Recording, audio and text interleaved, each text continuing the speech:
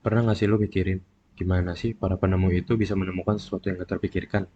Kayak Einstein dengan teori relativitasnya, Tesla dengan arus AC-nya, Alva Edison dengan lampunya, dan Newton dengan gaya gravitasinya. Atau para saintis deh. Hal yang paling dasar di dalam diri mereka itu yang jelas ada rasa ingin tahu yang tinggi. Kalau Edison nggak punya itu, penemu lampu yang kita tahu bisa jadi bukan Edison, tapi orang lain. Nah, di sini gue mau ngasih tahu nih, gimana sih metode berpikir seperti para penemu atau para saintis. Metode ini biasanya dikenal dengan scientific method. Di scientific method ini biasanya gunain logika sebab akibat. Buat yang penasaran logika sebab akibat, tonton aja video yang terakhir di-upload. Nah, scientific method ini ada step-stepnya nih. Apa aja sih step-stepnya? Yang pertama, observe atau mengamati. Ini cuma mengamati doang. Apakah suatu kejadian bisa ditelusuri lebih lanjut atau itu cuma kebetulan doang? Contohnya, si Newton.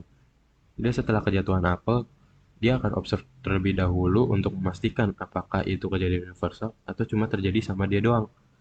Di sini rasa ingin tahu kita tuh dites. Yang kedua, questioning atau mempertanyakan. Setelah observe dirasa sudah cukup dan dapat dipastikan itu kejadian yang universal, mulai tuh timbul pertanyaan-pertanyaan yang bisa dibilang absurd.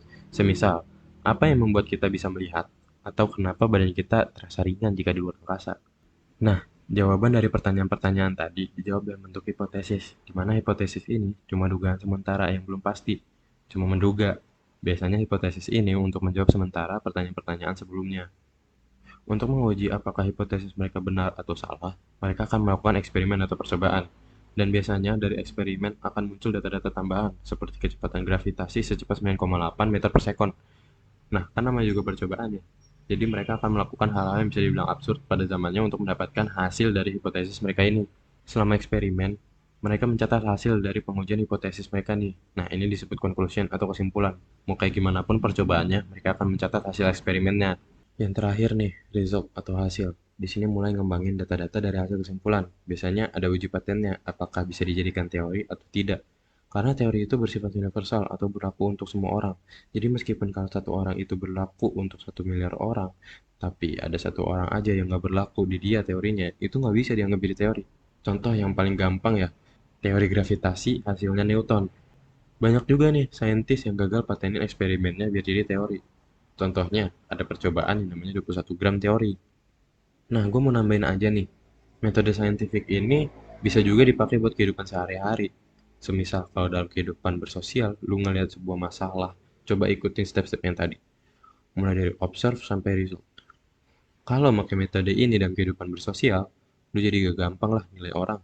Kadang juga kita baru ngeliat orang udah dapat kesimpulan, padahal buat mencapai kesimpulan itu butuh yang namanya questioning, hipotesis, eksperimen, baru nyampe di kesimpulan.